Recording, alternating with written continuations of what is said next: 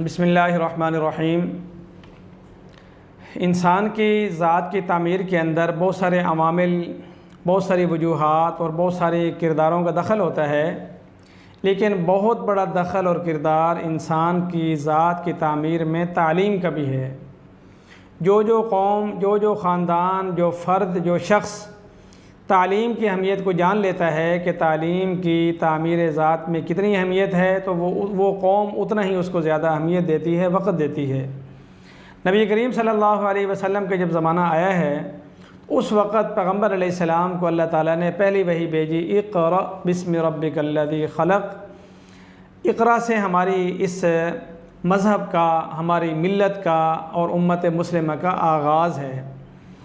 इससे थोड़ा सा पीछे जाएँ तो आदम अलैहिस्सलाम को अल्लाह रब्बुल इज़्ज़त ने फ़रिश्तों के सामने बरतर साबित करने के लिए फ़रमाया, वअल्लम आदम अल-अस्मा कुल्लहा सुम्मा अरज़हुम अलल मलाइका, कि अल्लाह रब्बुल इज़्ज़त ने आदम अलैहिस्सलाम को अस्मा सिखाए, फिर वही फ़रिश्तों पर पेश किए। जब दोनों से सुना तो आदम अलैहिस्सलाम वो जो तालीम सीख चुके थे उसके अंदर कामयाब हुए और सही जवाब देकर फ़रिश्तों के अंदर अल्लाह ताला ने उनको सुरखरू फरमाया और बरतरी अता की। तो तालीम जो है वो किसी भी ज़ात के लिए, किसी भी शख्स के लिए, किसी भी ख़ानदान के लिए, किसी भी सोसाइटी, कौम और मिल्लत और मुआशरे के लिए उसकी बेहतरीन तामीर का ज़रिया होती है। चुनांचे नबी करीम सल्लल्लाहु अलैहि वसल्लम जब तशरीफ़ लाए हैं तो अल्लाह रब्बुल इज़्ज़त ने कुरान पाक उतारा, अहकामात उतारे। पैगम्बर अलैहिस्सलाम ने बेहतरीन तालीम के लिए बहुत इंतज़ामात फ़रमाए। आप मक्का मुकरमा में थे तो दार अरकम को आपने तालीम का मरकज़ बनाया। फिर अल्लाह रब्बुल इज़्ज़त ने बैतुल्लाह के अंदर मौका अता फ़रमाया। जैसे ही पैगम्बर अलैहिस्सलाम मदीना मुनव्वरा पहुँचे हैं तो सबसे पहले इबादतगाह और तालीम गाह का इंतज़ाम फ़रमाया और फ़ौरी तौर पर आपने वहाँ पर अपने एक तालीमी जामिया की बुनियाद रखी, जामिया सुफ़ा, और वहाँ के फ़ाज़िलीन और तालीम याफ्ता लोगों की ज़ात ऐसी तामीर हुई कि ख़ुद न थे जो राह पर औरों के हादी बन गए, क्या वो नज़र थी जिसने मुर्दों को मसीहा कर दिया। तो पैगम्बर अलैहिस्सलाम का जो सहाबी जहाँ जाता था वो इल्म की और तालीम की रोशनी लेकर जाता था। आज इस वक्त हम मिन हिस्सुल कौम तालीम के लिहाज से काफ़ी पीछे जा चुके हैं, जबकि हमारा माजी और हमारी माजी की तरक्की वो सारी की सारी जो है वो तालीम की मरहून मन्नत है। यहाँ तक कि नबी करीम सल्लल्लाहु अलैहि वसल्लम ने जिस दिन बदर के कैदियों को पकड़ा तो वहाँ पूछा कि आप हज़रात की तालीम क्या है, तो जो तालीम याफ्ता थे उन्हें कहा गया कि आप हमारे मुसलमान और उन बच्चों को सिखा दें, तो इस तालीम देने के बदले में हम आपको रिहा कर देंगे। इसी तरीके से मुसलमानों का जो सुनहरी दौर है वो सारे का सारा अपनी तालीमी तरक्की की बुनियाद पर था और है और आइंदा भी होगा। तो आज हमें मिन हिस्सुल कौम इस बात का एहसास करना है कि हमारी कौम की तामीर में, हमारे ख़ानदान की तामीर में, हमारी ज़ात की तामीर में, हमारी औलाद की तामीर में तालीम जो है वो सबसे बुनियादी, सबसे अहम और सबसे ज़्यादा किरदार अदा करती है। आजकल के हालात में इस वक्त मिन हिस्सुल कौम हम तालीम के लिहाज से बहुत कमज़ोर हो गए हैं। उसमें एक इंतज़ामी मामलात हैं और एक हमारी ज़ाती फ़िक्र है। तो अगर हम इंतज़ामी मामलात पर ख़ुद मुख्तार नहीं हैं, तालीमी इदारे हम नहीं खुलवा सकते, अपने निज़ाम तालीम को, निज़ाम इम्तिहान को सही तरह आगे लेके नहीं जा सकते, तो औलाद तो हमारी है, बच्चे तो हमारे हैं, मुस्तक़बिल तो हमारा है। इसमें से जो हमारा ज़ाती हिस्सा है उसे हमें अदा करना चाहिए, उसकी फ़िक्र करनी चाहिए, अपनी औलाद की तालीम की, और उस तालीम के अंदर एक बहुत बड़ा अंसर तरबियत का है। तो तालीम और तरबियत अगर हम अपनी ज़िम्मेदारी समझ कर आगे की तरफ चलाते हैं तो आज का जो नक्शा हमारे सामने है, कल का नक्शा इससे बेहतर होगा, मुनासिब होगा, खुशगवार होगा, खुशकुन होगा और हमारी तरक्की को आगे की तरफ इंशाअल्लाह बढ़ाएगा। तो तालीम जो है वो एक दीनी तालीम है, एक हमारी असरी और दुनियावी तालीम है। इस्लाम कभी भी किसी भी सूरत में, किसी भी ज़माने में दीनी तालीम के बाद दुनियावी तालीम की हौसला शिकनी नहीं करता, किसी जगह रुकावट नहीं डालता। अगर ऐसा होना होता तो पैगम्बर अलैहिस्सलाम के ज़माने में जो मुसलमानों ने दुनियावी तरक्की की उसके पीछे भी तालीम थी, तरबियत थी। उसके बाद बनो उमैया का दौर है, बनो अब्बास का दौर है। यहाँ तमाम अदवार के अंदर जो है वो उलूम भी आगे बढ़ रहे थे, फ़नून भी आगे बढ़ रहे थे, साथ साथ दीनी तालीम भी आगे बढ़ रही थी। जहाँ जहाँ मुसलमान जिस दौर में गए हैं वहाँ पर अपनी तालीम की रोशनी लेकर गए हैं और सोसाइटी के अंदर उन्होंने हर शोबे के अंदर तरक्की की और तरक्की दी।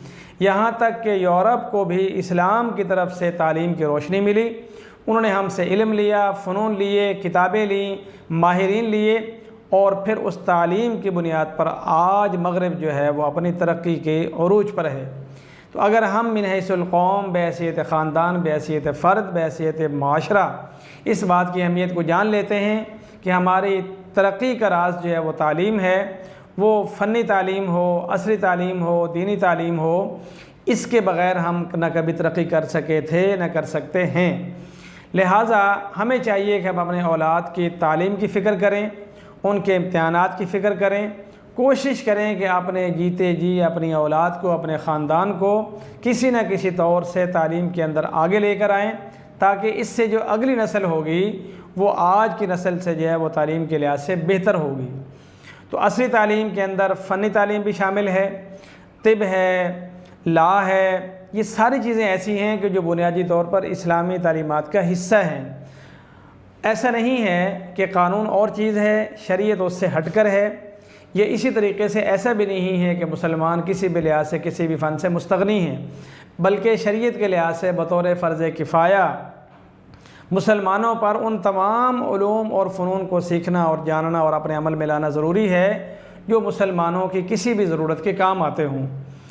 ये चीज़ें वो हैं जो अम्बिया ने भी की। इब्राहीम अलैहिस्सलाम ने तामीर का काम किया, नूह अलैहिस्सलाम ने अपनी कश्ती बनाई, इसी तरह पैगम्बर अलैहिस्सलाम ने आकर तिजारत भी की, और इसी तरीके से जो उस ज़माने के जितने फ़नून थे, उलूम थे, जिन महारतों की ज़रूरत थी वो सहाबा कराम ने पूरी की, मुहैया की।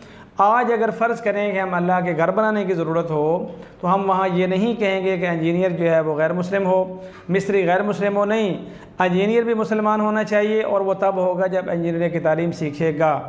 इसी तरह मिस्त्री और मज़दूर भी मुसलमान हों, ये तब होगा जब वो इस्लाम लाने के बाद इन फ़नून को सीखेंगे।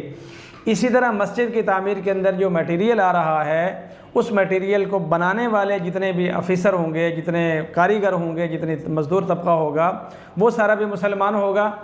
और इसी तरीके से अगर हमें कोई बीमारी है, दुख है, तकलीफ़ है, तो एक दीनदार माहिर मुआलिज जो एक मुसलमान का इलाज करेगा वो गैर मुस्लिम नहीं कर सकता। यही मामला कानून का है कि तो जो मुसलमान जज होगा, कानून को जानता होगा, शरीयत को जानता होगा, तो वो जो फ़ैसला करेगा वो उस फ़ैसले से बेहतर होगा जो कोई गैर मुस्लिम करेगा। इस लिहाज से ये कहा जा सकता है कि हमारी कौम की तामीर में, ज़ात की तामीर में, ख़ानदान की तामीर में, मुल्क और मिल्लत की तामीर में तालीम बहुत बुनियादी किरदार अदा करती है। लिहाजा हमें बहैसियत फ़र्द भी और बहैसियत कौम भी तालीम का एहतमाम करना चाहिए, फ़िक्र करनी चाहिए, बिलख़ुसूस इन हालात के अंदर कि जिस वक़्त हुकूमती सतह पर हमारी तालीम के सारे मामलात पीछे डाल दिए गए हैं, और आज हर तालिब इल्म और हर तालिब इल्म के वालिदैन इस हवाले से फ़िक्रमंद और परेशान है कि मेरे बच्चे का मुस्तक़बिल क्या होगा।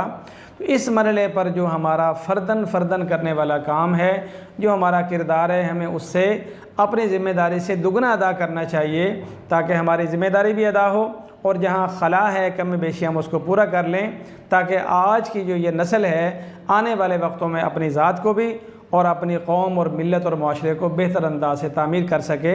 अल्लाह रब्बुल इज़्ज़त हमें शौक़ के साथ, फ़िक्र के साथ अपनी तालीम को आगे बढ़ाने और बेहतर करने की तौफ़ीक़ अता फ़रमाए। आमीन।